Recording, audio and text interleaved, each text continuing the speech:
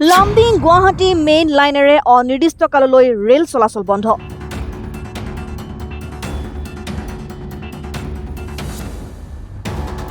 Rail যাত্ৰীৰ মাজত এতিয়া হাহাকাৰ। ৰেল বিভাগে ইতিমধ্যে বহু কেইখন ট্ৰেইন বাতিল কৰিছে। কপিলী নদীৰ বাঢ়নি পানীৰ প্ৰতি লক্ষ্য ৰাখি ৰেল বিভাগে বাতিল কৰে বহু কেইখন ট্ৰেইন। আনফালে লামডিং আগৰতলালৈ যোৱা ৰেলপথ প্ৰায় 3 দিন ধৰি বন্ধ হৈ আছে। ৰেল কৰ্তৃপক্ষই এতিয়ালৈকে কোনো ধৰণৰ আশ্বাস দিয়া নাই। যাত্ৰীৰ মাজত হাহাকাৰৰ সৃষ্টি হৈছে।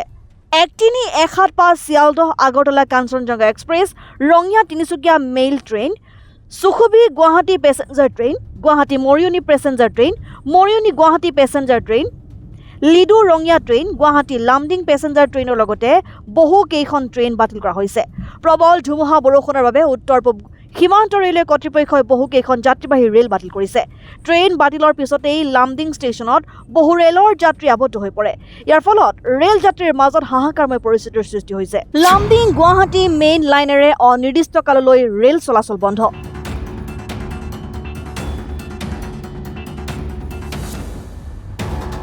ৰেল যাত্ৰীৰ মাজত এতিয়া হাহাকাৰ। ৰেল বিভাগে ইতিমধ্যে বহু কেইখন ট্ৰেইন বাতিল কৰিছে। কপিলী নদীৰ বাঢ়নি পানীৰ প্ৰতি লক্ষ্য ৰাখি ৰেল বিভাগে বাতিল কৰে বহু কেইখন train.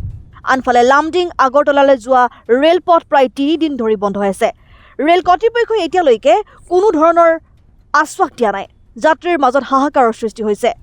13175 Sealdah Agartala Kanchenjunga express, Rangiya Tinsukia mail train, সুখবি Guwahati passenger train, Guwahati Mariani passenger train, Mariani Guwahati passenger train, Ledo Rangiya train, Guwahati Lumding passenger ট্ৰেইনৰ লগতে বহু কেইখন ট্ৰেইন বাতিল কৰা হৈছে।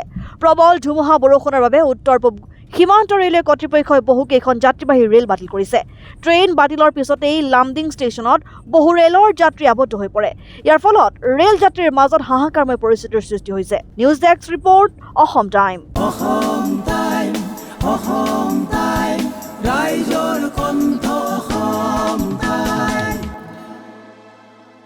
আপোনাৰ প্ৰিয় চহৰ নলবাৰীত নিজাববীয়াকৈ বসবাস কৰাৰ সপোন আছে নেকি? চহৰৰ মাজমজিয়াত মাটি কিনি ঘৰ সাজি লোৱাৰ সমস্যাই দেখা দিছে নেকি? সেই সমস্যা এতিয়া আৰু নাই। চহৰৰ মাজমজিয়াত মাটি নিকিনাকৈ নিজে ঘৰ নসজোৱাকৈ এটা বিলাসী ঘৰৰ গৰাকী হ'ব পাৰিব আপুনি।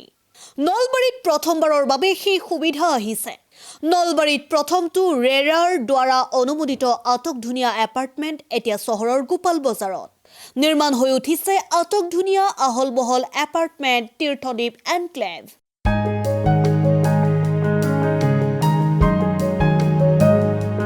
চহৰৰ গোপাল বজাৰৰ DIC পথত নিৰ্মাণ হৈ উঠিছে তীৰ্থদ্বীপ এনক্লেভ এপাৰ্টমেণ্ট।